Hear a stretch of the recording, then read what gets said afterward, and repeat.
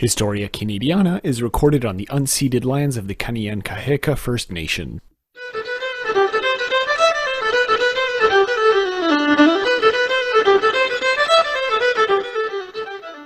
Hello, everyone, and welcome to Historia Canadiana, the show where we talk about literature, history, and people in the Canadian sphere.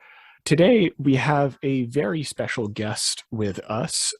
We have Dominique Prinet, who was working as a bush pilot in Yellowknife. Dominique earned enough money to pay for his electrical engineering degree, I should say, at the University of British Columbia, and eventually an MBA from McGill University. Very impressive. He went on to enjoy a long career in aviation, including with Montreal's Nordair, Canadian Airlines, and Air Tanzania. In retirement, Dominique started his own sailing school in Vancouver and even obtained his helicopter license at age 70.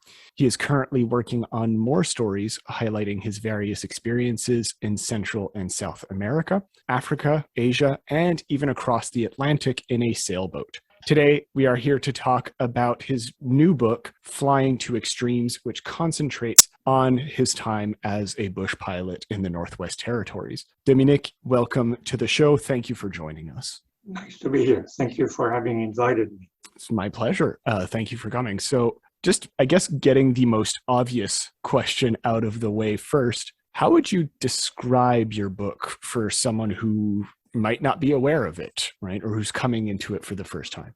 It's a book of a fascinating period of Canadian history where the North was in full swing and being discovered and opened up in the 60s.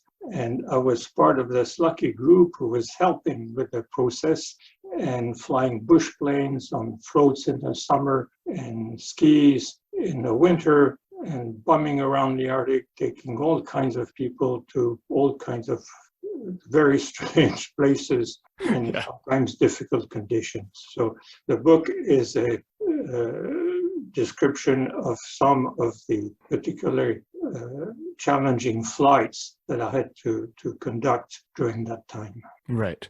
It really is quite an interesting book to read. And I like your use of the term bumming around, right? It's one of the things that I enjoyed most about the parts that I read is that it doesn't seem to be work for you, right? You officially did this to pay for your studies, as we said, but the way you write about these things, it doesn't feel like it was work. There seems to be a genuine passion in this whole affair, in this writing that's coming through, and I really appreciated that about your book. Yeah, that was what was so thrilling about these years. It was every flight was a new experience. And I thought it was absolutely fascinating that the variety of sceneries I was meeting, from the Rockies to the ice cap to the Arctic islands to the tundra, the wilderness, and all the small communities and the people. I just loved it. In fact, I felt sometimes embarrassed because they were paying me for doing that, and I would have gladly paid to be able to fly in this environment. Oh, so absolutely. It was very hard, but absolutely thrilling. It was very excited doing it.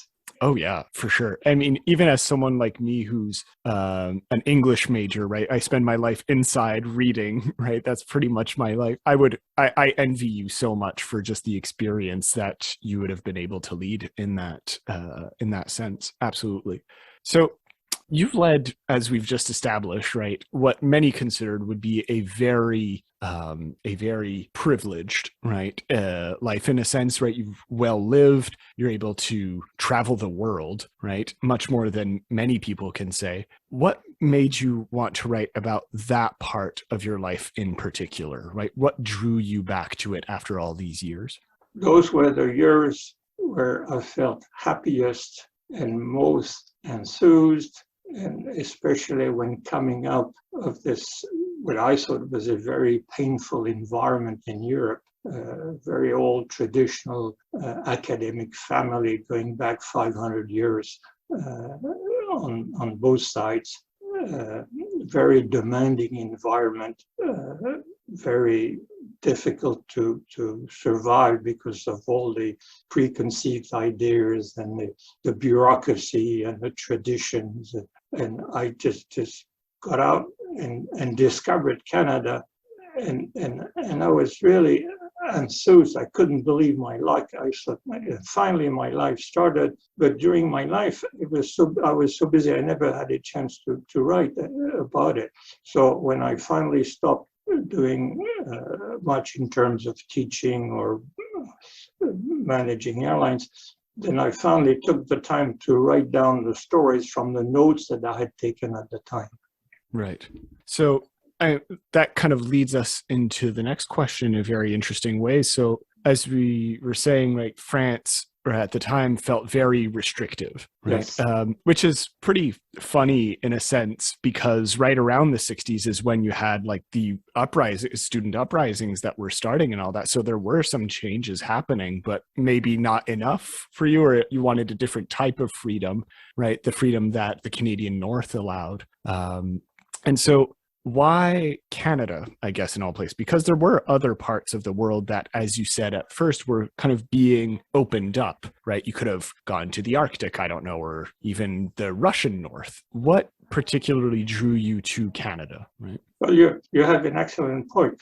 That young people were beginning to revolt, but I was so tied up in the Latin Quarter, downtown Paris, in the university environment by such a conservative family and all the friends and relatives. So I couldn't participate in this freedom movement, which exploded in '68 with the '68 revolution in Paris.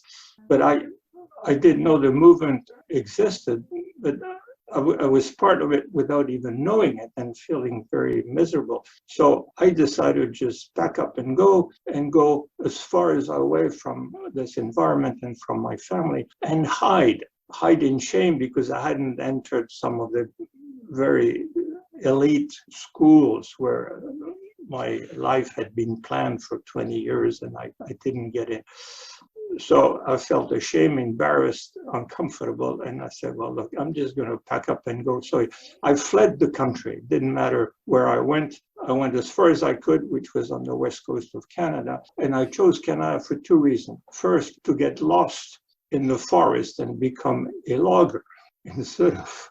Okay, so that was the original plan. It wasn't even... to get lost. Nobody knew who I would be and about my family, and I would become a logger.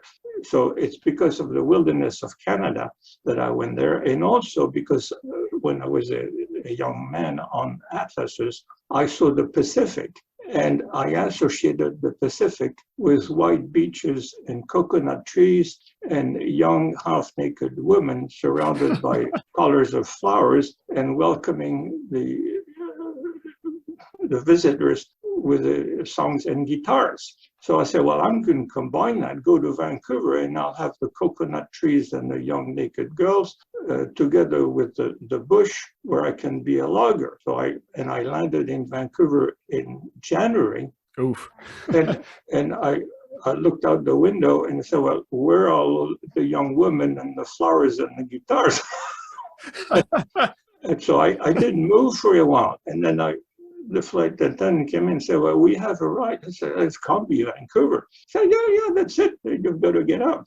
So I was just totally baffled, but it was too late to go back because I only had $200 in my pocket and no return ticket. So I was there, I had to do something. So I looked for a job as a logger. Mm-hmm. And of course, the logging camps were closed. So the only other thing I knew how to do, since I didn't have I had some university training by that, but not much, not enough, no degree.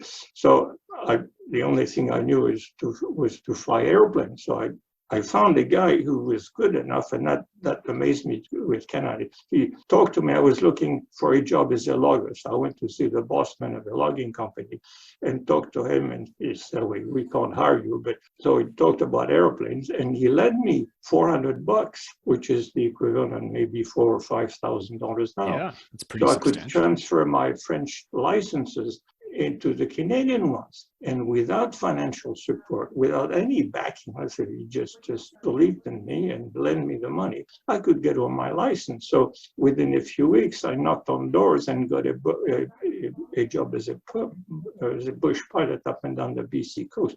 And that was the start of a new life. That was when I started blossoming and opening up, and I finally had found my way. Right.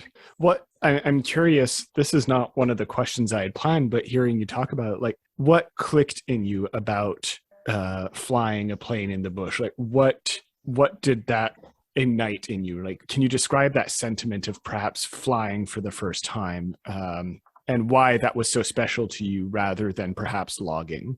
Right. It came in by accident. When I was desperate for a job, I was going around the airport every morning, starting at 7 or 8 o'clock in the morning, knocking at doors and looking for a job in an airline. I wanted to fly big airplanes. Right. But at the time, I couldn't get a job with any airline. So I found one which hired me, and it turned out to be a small airline using single engine and twin engine airplane. So I got a job flying there, and that was not really bush flying because we were doing a lot of scheduled flights up and down the coast. It was flying in the wilderness, even on landing on logging strips once in a while, or small bush strips. And I thought this kind of flying was absolutely thrilling because the pilot is free and makes his own decision. So I just loved it. And that's how I got started in bush flying. Not really bush flying, but flying in small strips and in lots of funny places where in Europe you'd go to jail if you landed there. Right. It's very funny to me to imagine, right? We like to think that, the 60s or 70s were a relatively modern time, right? It's about 60 years ago. It's not that long ago in the grand scheme of history, but the way you describe arriving in Canada and the North, it's almost like the Wild West, right? It's a northern Wild West. And as you're saying, people just kind of trusted you, loaning you, as you said, $400 at the time, and say, try it out. And the pilots are left up to their own devices. It's a very different way of conceiving how we understand of the 60s.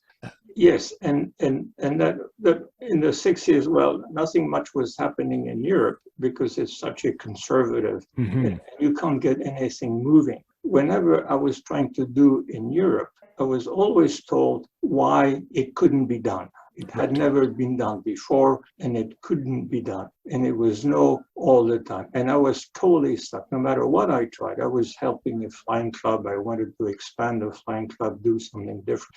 It couldn't happen. Right. When I came to Canada, and when I went to the Minister of Transport, I asked for the equivalence of my French licenses. Right. And I was expecting the guy to laugh at me and say, well, there's no such thing as an equivalent. You've got to start from scratch and it cannot be done. And the Transport Canada fellow looked at me and said, well, that's interesting. I don't know how to do it, but I'll find out and we'll find a way. I couldn't believe it. And he went around and he came back after discussing and said, well, this is what you have to do and we'll help you. And these are the documents and this is where you can get your training to get some flight tests. And I went back to the guy for more help, and because I had to write all the exams one after the other. And this civil servant, I think his name was John Kennedy. He must be, if he's still around, he must be 90 or more. Right. He took me under, that's a civil servant. He took me under and he invited me to his home one day. I didn't know anybody here. And he invited me to his home for supper. That's how helpful a civil servant is. It's a different world. Yeah. This is why I was so thrilled. And then I get a job with a company up in Powell River, flying small airplanes. And first flight, he puts me on with one of their commercial pilots to fly a scheduled flight to Comox and I don't know, Victoria, someplace like that, and back. And then he gives me another flight to do without any other co-pilot, and then another flight. And then he tells me, well, you'll sleep in a little cabin we have in the woods. So I continued the next day and did a bunch of flights. And on the third day, he told me, well, this is where you're flying today. And I said, well, how many days do you think you're going to test me to see if I'm suitable? Oh, he said, you're in. The guy hasn't even seen my licenses. He could tell I could fly, but he'd never seen a paper, and he didn't even know my name. Well, in France, when you look for a job, the first thing they ask you from what major school you come from what university, and the next question they ask you is what was your father doing for a living? Because that's important. Because that's about what kind of family do you come from. But here, they didn't give a damn about whether I had finished high school or not, or what my father was doing. They just wanted to know if I could do the job. And then I was in. Yeah. That's day and night. It's a thrilling for a young man who was stifled all his life and couldn't do anything. Now in Canada, you can do whatever you want as long as you don't bother anybody and you don't break anything. Right. And I can't, having grown up in the late 90s, I can't imagine that happening now in Canada, however, right? There's kind of been this change, I think, but it comes with time, I guess, but it's so fascinating to me to hear that story and to see how things have changed a bit. Yeah. Well, you're saying it can't happen, but it's still happening. It's still open. People are still open-minded. People are still helpful. Sure. And so it's exactly the opposite of what it is still in Europe. Maybe things are not as easy now as they used to be because there are more people. So more people try to beat the system. So, but it's still extraordinarily easy and efficient and effective. And it's a wonderful place to be. I would agree. Yeah. Okay. So getting into the actual book, right? Flying to Extremes. So how would you describe the way you chose to frame the story, right? Because I only had parts of it. So would you say it's more of a narrative where you as a main character evolves through these hardships? Or did you choose to focus specifically on these events as independent and then just explain how wild these moments were? Right? That's what I did. At the end of each flight, whenever I had time, because sometimes we had flights one after the other, but as soon as I had a break, I'd take a whole bunch of notes to remember the facts, the dates, the places, and the names of the people. And I stored them. So it was presented as a list of events which I thought was quite extraordinary. I'd never heard that it was possible to fly like these in these conditions and get away with it. As I say, in France, I would have been put in jail after the first one. Yeah. So I was thrilled, and so I wrote about each story. And so I had all those notes, but I never had time until recently to put them together into histories. At the time, I published them in a French magazine for several years, about 20 or 30 stories. Individual events. Right. But then I never had the time to put them all together into a book form. So that's the answer. It is a series of short stories of events which baffled me. Right. So from the beginning, you had in mind to eventually publish this, right? You weren't writing them down just for your own benefit, right? Yes, I was publishing them at the time when I could in this aviation magazine. And it had, since it was so different from what they were doing in France, that it had a fair amount of success among young pilots because they couldn't believe, being used to the French system, that it'd be somewhere on Earth where you could fly and land on lakes, on rivers, on slopes up on the mountains and carry Inuits and mixed passenger. I mean, it was just amazing.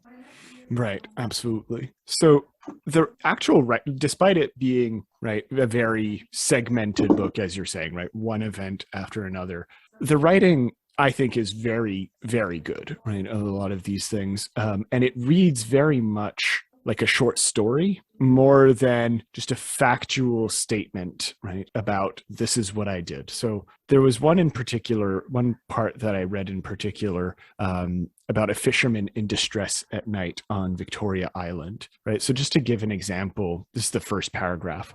Late one afternoon, I took a dozen American fishermen from Cambridge Bay to a campsite in Albert Edward Bay, about 50 miles northeast, where they would spend a few days fishing Arctic char. It was late in August, and I was flying a Gateway Aviation Otter on floats. And you go on to say, describing basically the passengers, who they are. Each event, right, you kind of create these characters and these moments and these settings that's very much, it almost seems like fiction, like you're writing fiction. I know it's not, but it's written in that style that makes it so much more enjoyable, right, to read. Is that something that you tried to do even in your early notes when you were writing it down, or is that something that came later as you were rewriting it for this book? That came later. When I took the notes and first published the articles, it was strictly flying adventures addressing pilots.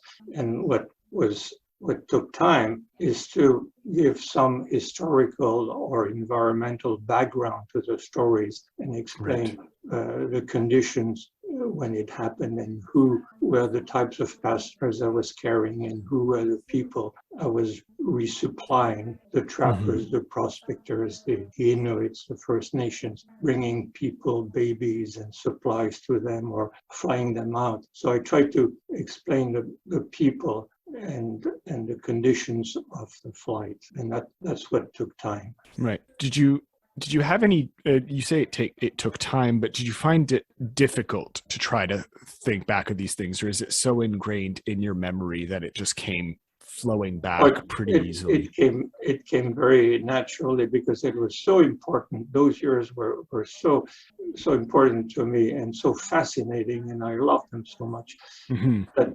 it's engraved. And I really enjoy writing about it and trying to put it in book form because it reminded me all those absolutely extraordinary people that I met.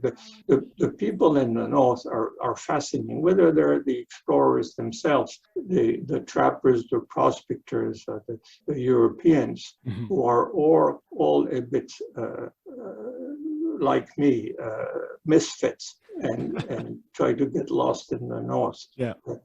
My colleague Martin Hartwell, for instance, who got lost and survived by eating the nurse, he was also a misfit trying to escape from.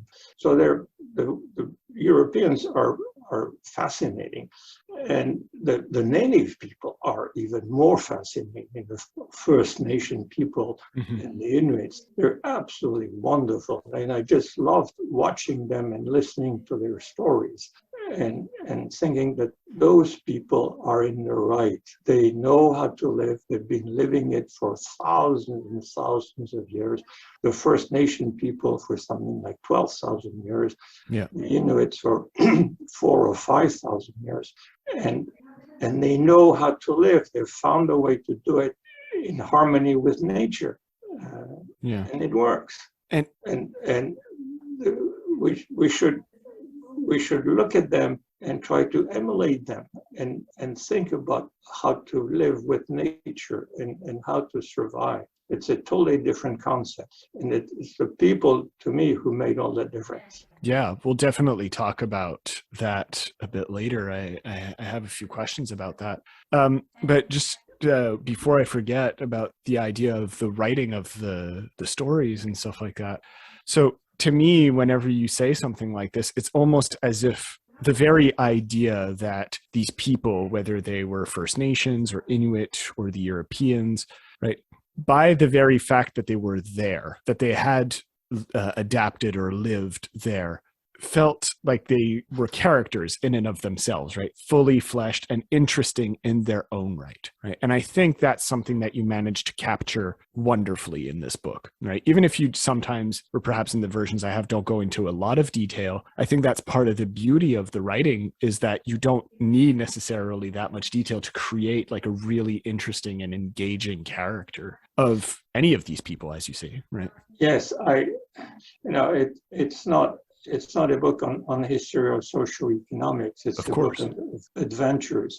So I talked about the people and the environment just Mhm. enough to give some background, but those are really flying stories. I don't want Yeah, to encroach into somebody else's territory and get into concepts with which I'm not thoroughly familiar. of course. I'm not a social person describing the way of life or there. It is just to give a background to the stories. Right. So to me, right, again, thinking about the book as a thing, as a product, or as a like a collection of stories, I should say, right? It felt to me at least that there was something in it for everyone. Right. Did like you have, as you say, stories of adventure, you have some that are almost border on thriller, right? Because of the intensity that you describe of some of the actions happening of people with frozen members and or engines failing, etc., right? Or having to land in some really precarious situations. Even a bit of we'll get to that later, a story about a new baby, as we were saying. There seems to be something in it for everyone. Was that something that you had in mind, of trying to make your experiences as accessible for everyone, or did you want to describe it as you experienced it, and then if people would enjoy it, then great? Well, it happened. I did it both. Initially, the stories were only about flying, Okay. and they were rather technical because they were addressing young people who were private pilots, members of flying schools or sailing clubs, sailing meaning gliders, and it was strictly technical and about airplanes. But when I put it together in a book form, I thought I should broaden the audience and Right. give some background to make it more interesting to people other than strictly flyers. Mhm. But the process changed when I put the book together, so I added some background to the Right. stories, which were originally strictly technical. Right. I'm curious, and then we'll get more into in depth in the actual content of the book. In terms of publishing this piece, right, this work, did you find it difficult, or were people very interested from the start in actually seeing your work out in the world? It went very easily. I looked for publishers who had shown some interest in those types of book. One came to mind, and he happens to be in close to Vancouver, and they've published over the last 40 years a number of books about the North Right. and uh, about flying and other adventures in BC. So Mm-hmm. I tried them, and they said, sure, we'll take it. So it was a success first time around. And that was about a year ago, and it went very well. And now I just got out of the blue a request by a publisher in Quebec to publish the French version of it. Oh, So it came out congratulations. by itself also. So maybe next year we'll have a French version. All right. Well, we'll have you back on the show and do the interview in French. Oh, perfect. I'd love that next Right. year. So yeah, it's very interesting to me.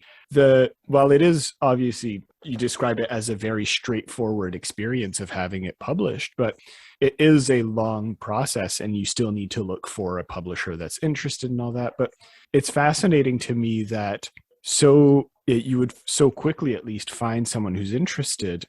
Not that your book isn't interesting at all, but it's contrary to what a lot of people experience in the publishing world, right?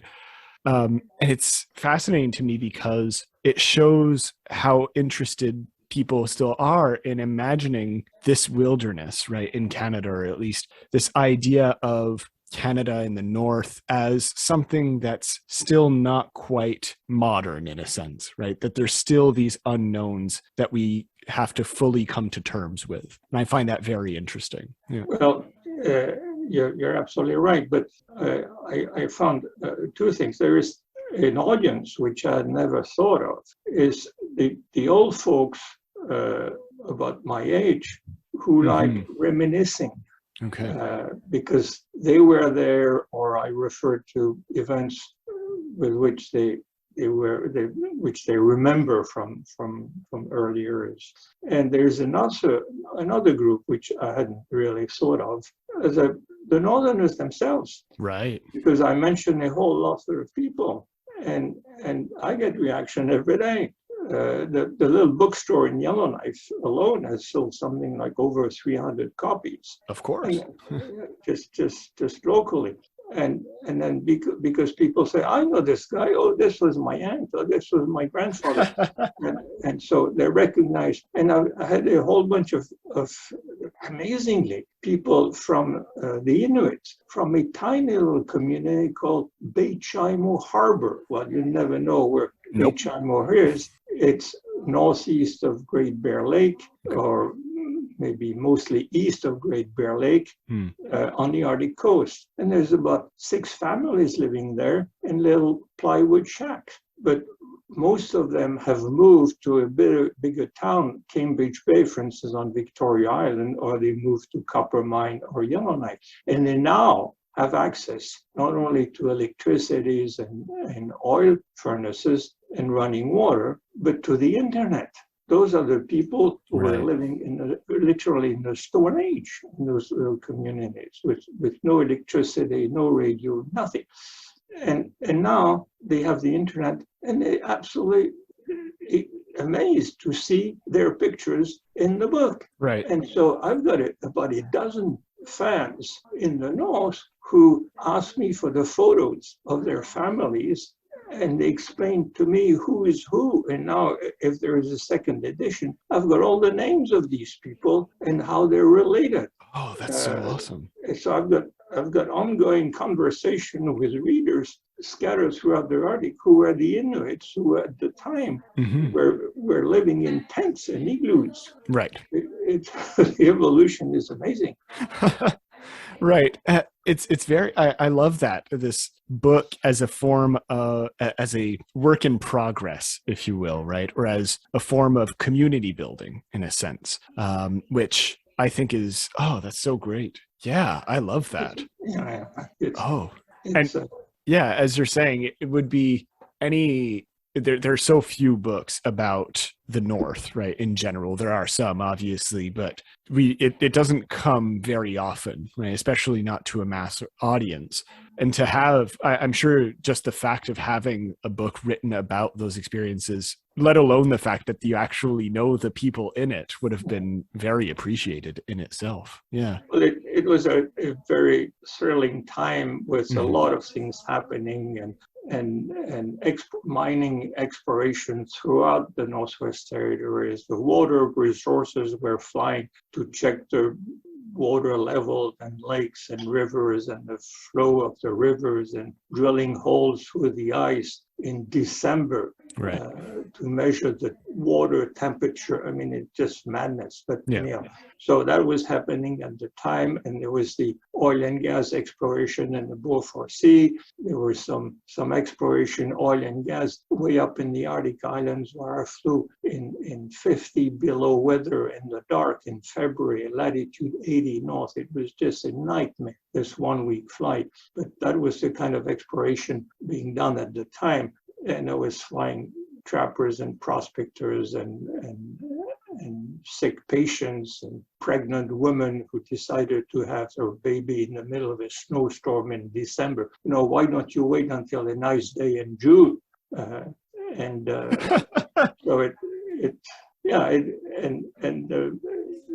That was just at the time of the discovery of the diamonds. Right. And in fact, I flew prospectors where they eventually found diamond mines throughout the tundra.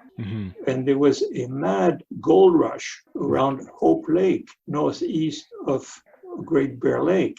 There were thousands of prospectors over there. It went on for 2 or 3 days. And the little dirt strip in Hope Lake in the middle of the tundra close to Coppermine was busier than Chicago International Airport. It was a zoo up there, so it was so active. So it was really a very interesting time. And I guess it's nice that I had to get a chance to talk about it, because it may not happen again. Of course. Yeah.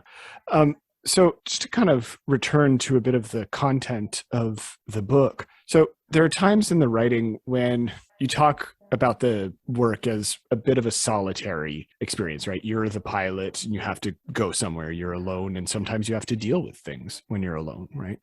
And there are other times when you rely on others' experiences. We were talking in the story where on Redstone River, right, stood out to me of trying to remember what other pilots have done in a terrible situation, right?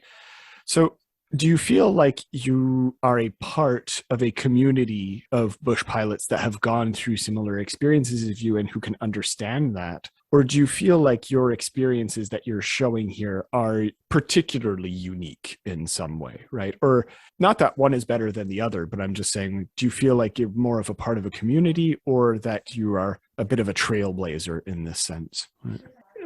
I never felt that I was part of a community Okay. of bush pilots. And I tell you what, bush pilots are young men, and they like a lot of young men, they behave like cocks. They want to be better than others and show off and Yeah, tell the world that they can do things that nobody else can do. of course. So it was an unwritten competition, if you will, between pilots as Right. to who could fly a larger load in worse weather. So it wasn't really a community, and between companies who were competing with each other also as to who would handle the worst flights. Right. So it wasn't really a community, but what I felt I was part of the larger northern community. Right. When I arrived into a small community, the people, and I flew to each community maybe 2 or 3 times per year. And when I arrived there, the people recognized me from the ground by the way I was turning around the community before landing on the sandbar or on the ocean or on a local river or lake. They recognized the company airplane. They saw it would probably be one pilot or the other, and they all came in. And I remember extraordinary flights to Copper Mine on the Arctic coast, Right. where literally the whole community came to meet the plane. Because I was bringing patients back from hospital, a young mother with a new baby, and I was bringing the mail, and I was bringing personal supplies that they had asked me very shyly to get from them 3 or 4 months before. They say, if you come back and you bring some thread or a piece of fabric or one guy told me he was very shy about a small bottle of whiskey. And for them, it's very precious to come get it any other way. Right. So when I arrived, everybody comes in to meet the airplane. So I felt very much part of each community, and they would welcome me. And I'd go from house to house and talk about things with them, anything. Right. And then I would fly them to some other community if I happened to be flying there at no charge, because I was going there anyhow. So I was trying to help the local community. And so I was I was one of the Northerners, more than one member of the bush pilot family. Right. So that's, I think, one of the questions I had. You kind of already answered it, was because you brought up many times the story of the newborn baby, right? And you end that story with by saying, the next day I flew the woman back to her camp, or the woman back to her camp. I guess that eventually there must have been paperwork prepared for this adopted child, but I'm not even sure about that. This was Inuit country and ways were different. Right? Yes. So it was quite fascinating. I was flying every day to an Inuit camp at the mouth of the Tree River on the Arctic coast. And I'd come in with a whole load of empty buckets, and they would just replace them by a full load of buckets full of fresh Arctic char that they had caught in their nests during the night. And one day there was a young woman who was loading full buckets of fish onto the airplane. And the next day, she was there again with another load of buckets full of fish, but I heard in the back a little baby cry. So I asked her, well, do you have a baby in the camp? Oh, she said, yeah, it's my baby. It was born last night. and she was holding fish before giving birth and after giving birth. Nothing to it. Right. And she said, well, I have a problem because I already have a baby and I can't feed two, so I don't know what to do with this one. And she said, well, can I come with you with the baby, and can we take it to town? So town was Cambridge Bay on Victoria Island. So I said, Right. sure, come over. And in town, I saw the manager of the fish co-op and said, look, I just came in with an extra lady and a baby. I don't know what to do with him. And he said, well, we'll adopt him. So he agreed to adopt him. And the next day, the woman went back to her camp without the baby, and the baby was adopted, and that was it. So I have no idea whether there was any paperwork, but that's the way you do it in the Arctic. If you can't handle a baby, you pass it on to another. In fact, from what I could see, the babies were raised by the community and would spend some time with one family and sometimes with another family. It was not my baby and my family, nobody can touch it. It's a community baby. Right. That's a different way of looking at it. Of course. And it worked. The babies were all smiling and happy, and I never saw a baby cry. In the Inuits don't make noise, they don't shout, they don't get angry, they're always smiling and peaceful. They're amazing people. Yeah. So that story in particular stood out to me and especially as it relates to this idea of community that we're talking about, to say that the element of community that you lived through almost emerged naturally. You didn't necessarily, although I'm sure you did, right, try to make friends or try, as you say, you went house to house and actually talked to people. And it seems by the very nature of the job and just where you were, that this type of mentality or this type of way of life emerged quite normally and without much effort. And I find that very almost a reassuring part of the book, that despite these hardships that you're living through, that this sense of togetherness can come out of it. Yes, you're absolutely right. I didn't try to make friends or do anything special. It's a natural way of life. And I found I having been brought up in Paris, France, on the left bank in Latin Quarter for 25 years, I only knew big city and intellectual life. And I discovered life closer to nature with small communities. And I was fascinated by the attitude of the people, the sense of community that they have, of a get together and helping each other and supporting each other. They share the food and they share the shelter, and they share the kids, and they help, and they work together as very tightly knit communities. And it's a way of life which very impressed me. And that's, we should look at these people and try to learn from them rather than try to make them work or live the way we do. Right.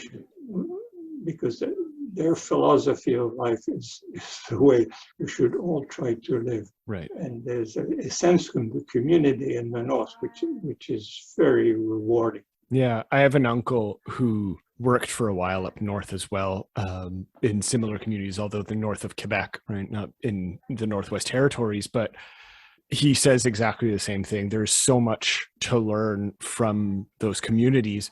And it's almost, he almost, when he talks about it, regrets the fact that there was that contact. While he does appreciate, right, what he learned from it, he almost regrets the fact that, there's something that was lost, right, or destroyed in those communities that's perhaps makes him feel not as great about his involvement in that. But yeah, I don't know if... Yes, you're right. And we've all contributed unknowingly or unwittingly to the demise of the northern population. And in a sense, I feel bad, I feel guilty. I was part of it. I tried to help bringing food and supplies from the south, but in fact, I was part of those people who eventually destroyed their way of life. And in retrospect, the whole process was wrong, I think. But right. It's done. there was no ill feeling or feeling of despair. On the contrary, it was a willing to help and be nice to them and admire them and respect them, but in the process we damaged their way of life, and hurt them. That's absolutely. I have to live with it. That bothers me. So I guess going off of that, there is we've kind of skirted around it through questions, but there's a very profound human element in the book, right, that I think you include that few books about the wilderness have, right? And I do think that what you're bringing up here is definitely an example of that, I guess you could say.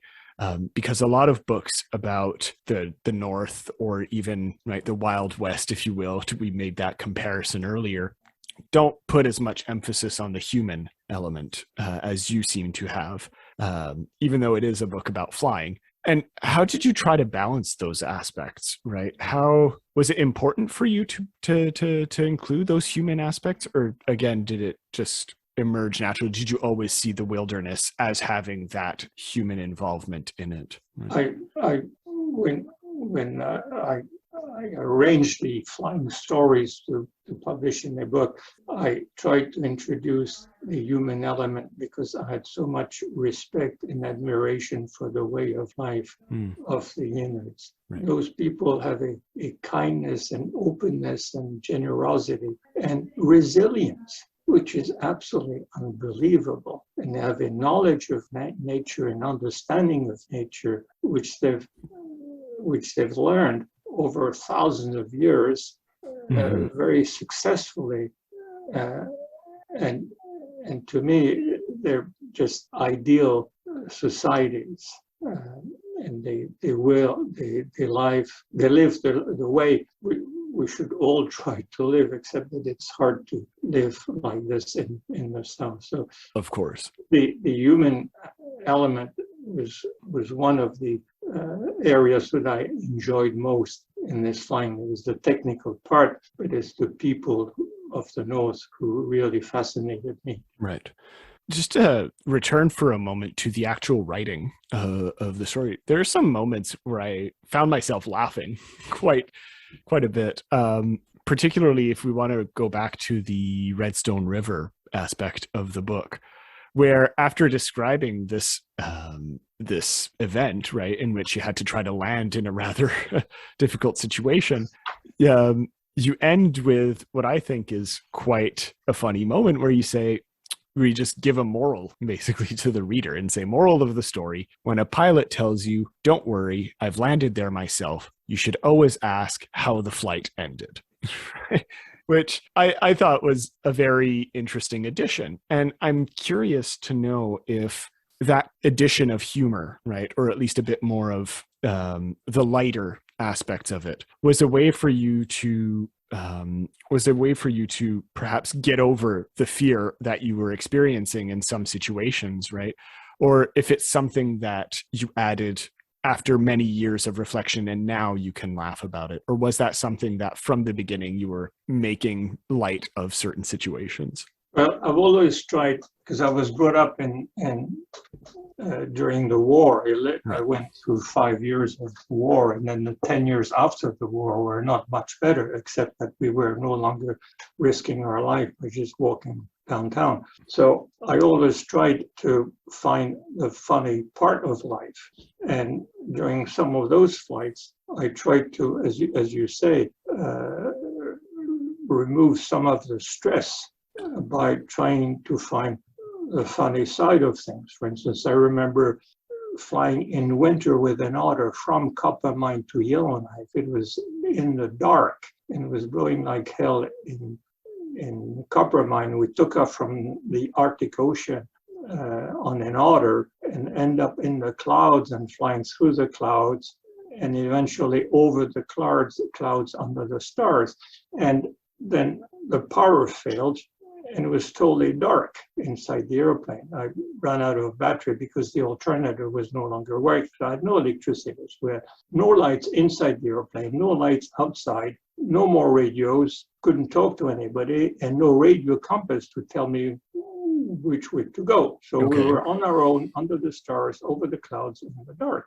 Very ideal situation.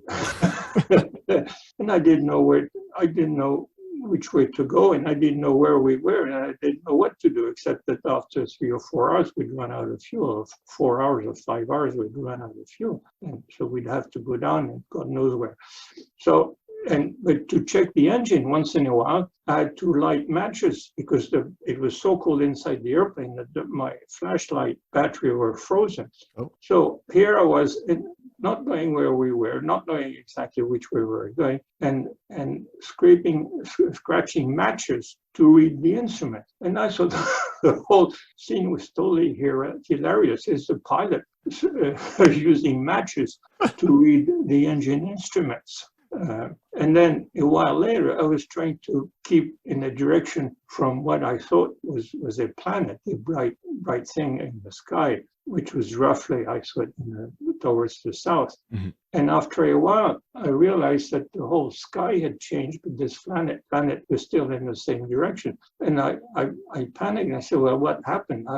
And I realized the planet wasn't a planet at all. It was a satellite. It was a big huge echo satellite, which was like a very bright planet. So I was following a satellite. Well, that was going to take me nowhere. So I had to change courses.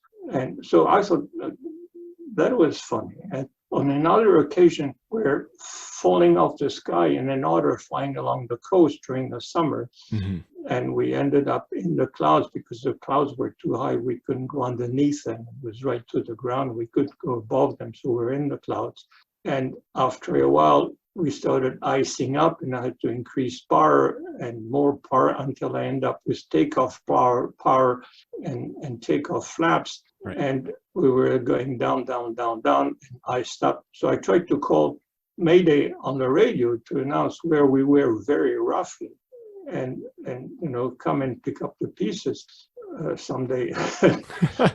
And I was shouting in the mic because of all the engine noise, mm-hmm. and nobody gave a damn. And I discovered that the antennas were totally iced up. There was about an inch of ice on the antennas, so it was just a total waste of time. So I was shouting in the breeze. So I thought that was funny. And later on, as the altimeter was unwinding and we're going down towards the ground and we're going to hit it at cruising speed in the clouds with zero visibility, which is exactly what happened.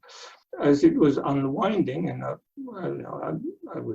felt sorry for the passenger. I had 10 passengers in the back. Really felt sorry for them. Of course. And as the altimeter was unwinding and reached 4 o'clock in the afternoon, 4,000 feet, my passenger, who woke up for a while, and he looked at the altimeter and then looked at the watch and leaned to me and said, "Are you sure it's 4 o'clock? I have 4:15."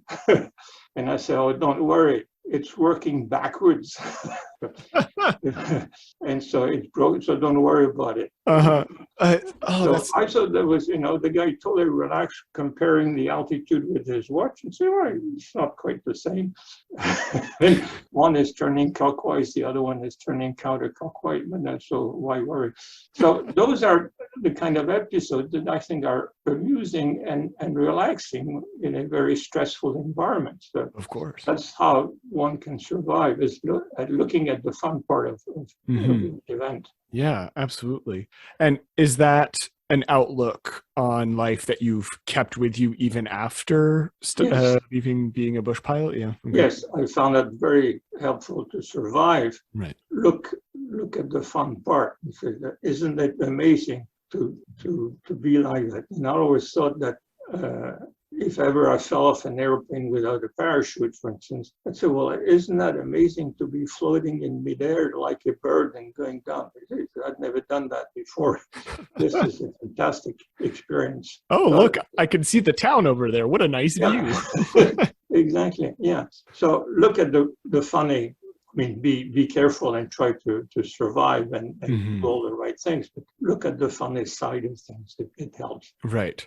And aside from your perception, your use of humor, for example, in terms of survival, as you were saying, what other like, how did these experiences as a bush pilot inform the rest of your life, right? Either in the way you act or how you engage with other people. How has that shaped? Because you were relatively young, right? When you arrived here, you were what, 25 when you came Yes. here. So that's very young, and so I would imagine it shaped your outlook on your life after, right? I have a lot more tolerance about other people because of my contact with the First Nation Mm, and the Inuits. And what added to this tolerance is my old age, and that helps. And okay. also my 5 years in Africa, where I met another group of people who think and live in manners which are reminiscent of the way the First Nation live, close Mhm. to nature and not stressed by the time. Uh, so that has helped in my life. I think Right. this contact with the First Nations. Okay. Absolutely. No, that's And beautiful. also, it helped me plan each event because before each flight, I had to spend a lot of time planning what if. What if the ice is not thick enough when I arrive? What if I Mhm. run into bad weather? How far can I go before I have to turn around and come back? And beyond the no return point, where do I stop if things go wrong? And Right. where do I find fuel? So it's this planning which is useful when you go out on expeditions, climbing expedition or explorations. For instance, a trip across Africa with a little jeep. What if, what do you do? So Mhm. it makes life a little bit safer when you've got a plan. Right. I think that's what I learned from it. Yeah, which I think is another funny moment, because the way you were describing your first experiences when you first arrived in Vancouver was a very loose way of doing things in a sense, right? Oh, I mean, you got the job, you don't need a permit, just kind of things like that. And it's very funny that in that environment that is less rigid, as you were saying, than in France at the time, like that's the moral that you would learn of practice, of being assiduous or at least planning ahead, right? It seems almost contrary or opposite. Well, I was complaining about the bureaucracy, Of course. the Yeah. paperwork, Right. and there is a freedom of action in Canada, which is amazing compared to what it is Right. in the old country. This having been said, then I think it's important, if you're going to take advantage of this freedom of rules and regulations and restrictions, to make sure you know what you're doing. And yes, it's all very good to say, well, I can land on a logging road with a twin engine airplane sneaking in between the trees, or I Mhm. can land on the ice on the river and hope the ice is thick enough. That's the freedom of bureaucracy. But then it gives us individually more responsibility. We become liable, so we can't Right. hide behind rules and regulations.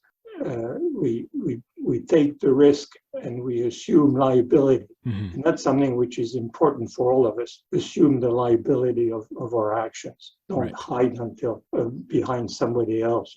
Just, it happened, and if you're the boss of that department or if you were the pilot, then that's your responsibility. Maybe you couldn't help it, but you have to deal with it and try to fix it, make sure it doesn't happen again. Of course.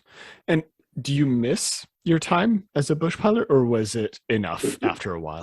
I don't miss it because it was too hard. Right. That's something that you can do when you're in your mid-20s and you're young and innocent and a little bit irrational Mhm. and ready to risk your life. And life doesn't matter. As you age, as you mature, life and the life of others, if you have a family, becomes increasingly important. Right. And you worry about risking your life for no serious reason. It's not worth it. So I'd be unable able to do it now. So I wouldn't have the nerve to do Right. any of the things that I did at the time when I was innocent. Right. I can imagine. So I'm curious, right? Because you mentioned that when you first arrived here at the beginning of the interview, you mentioned that you were part of a particularly interesting moment in Canada's history, right, in which we were expanding up north, right, in various ways. Do you see yourself as an active, I guess, historical agent, if you will, in this whole setting? Like, where do you see yourself in the history, or even the, now that you're a writer, in the literary tradition of Canada, right? Because you very much, to me at least, approach what we see as travel literature, which is a huge thing here in Canada. There's a long history of that, right? And your book very much approaches that in a way. Well, the two things. I think I contributed to the development of the North, although I contributed to the demise of the native people. Sure. But I was part of the group of maybe pioneers is too much of a word, but in the 60s, flying up north was fairly harsh, and there were no radio beacons, there were no GPS. Trying to find your way on the maps was very difficult because the maps were only black and white, or blue and white, with no. But they contained a lot of errors and a lot of blank spots, and no elevations or little elevation. So I was part of that movement. But subsequently, when I was in other jobs, for instance, working on the Mackenzie Valley pipeline, I thought I made a contribution there. When I was at Nordair, and I expanded or doubled the size of the network of the airline by expanding from Montreal and Ottawa to get authority to fly to Toronto, Sault Ste. Marie, Thunder Bay, Dryden, Winnipeg. I thought that was quite a moment, and I thought I made a contribution. I think to some degree when I was at Canadian Airlines, I made a contribution too. I made a contribution when I was at Air Tanzania, turning around and managing the airline for 5 years and taking it out of bankruptcy. So throughout my life, I think I have the feeling that I had made some positive contribution, not just the flying in the north. Right, absolutely. It sounds like it. And I guess going off of that, are there any other writing projects about any of these other aspects that you're planning? Because I would love to hear about personally your experiences in Africa and Asia and all that, like, or even as a sailor, sailing pilot. I'm writing, but not. I guess that's not for public consumption, just for the pleasure of writing, because I've always loved writing.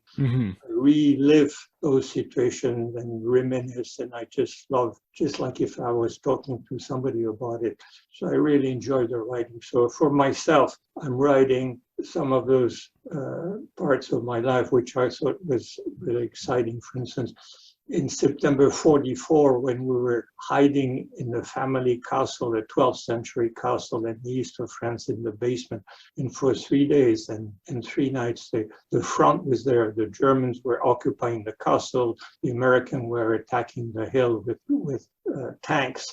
And that was an experience. I was 5 years old, but it struck me. Or living in Paris during the occupation, or crossing Africa with a small jeep over a period of months, or crossing the ocean with a sailboat and finding my way with a Saxon. I thought that was fun. Or flying around North, Central, and South America with a small two-seater over a period of several months was fun. Or crossing Nepal on foot, or bumming around Malaysia and Indonesia in the jungle. Those were fun moments that I found very interesting, sometimes a bit terrifying. So that's what I'm writing about now. It's those moments, but I'm not sure anybody would be interested. So it's just for the pleasure of writing, and maybe for my grandchildren if they're interested. I mean, you'd have one reader here. I can say that. Just before we end, I'm curious, is there anything that you wanted to add that maybe we didn't talk about today? Anything that you wanted to mention as a particularly important part of this book that you wanted to bring up that you think our audience would like to know about, perhaps? One audience I was trying to reach, and I don't know how to reach it, are the young people who are about 20 years old in a Right. state of despair, the way I was when I was 20 and failed to enter those top physics schools Right. in France. It's just like entering physics master's or PhD program at Oxford or at MIT. It's just very difficult. Yep. I had a sense of total failure, and I was down, and it was just awful.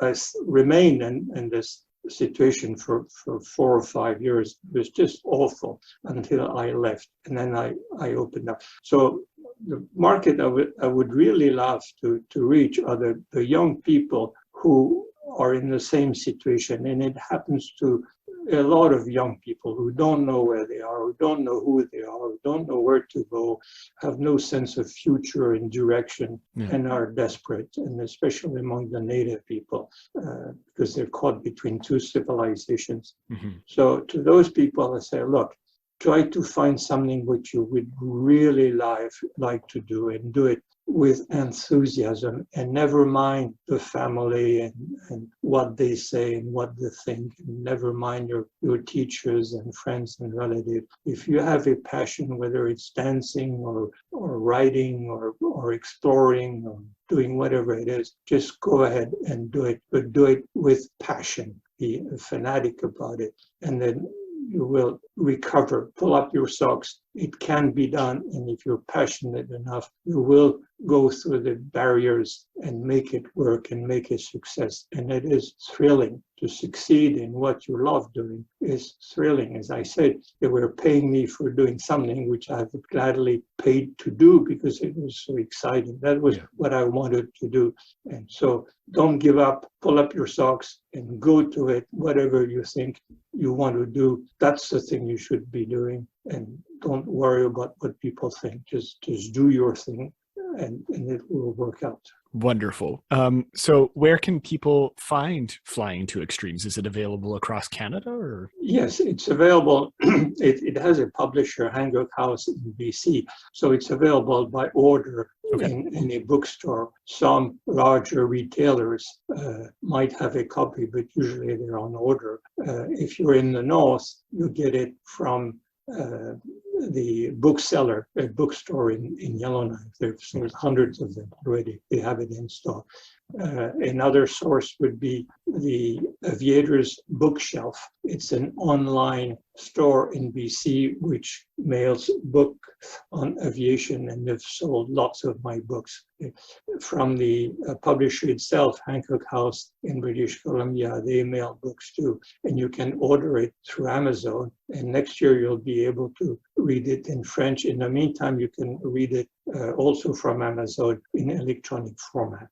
Okay. So it's widely available. Fantastic. Well, Dominique, thank you very much for coming on and telling us about not only your book, but honestly, just these wonderful experiences that you've had and just how it changed your outlook on life. It was very appreciated. And I hope to have you again sometime, maybe to talk about the French version of your book. Absolutely. It was I enjoy your question. It was very well done. Thank you very much.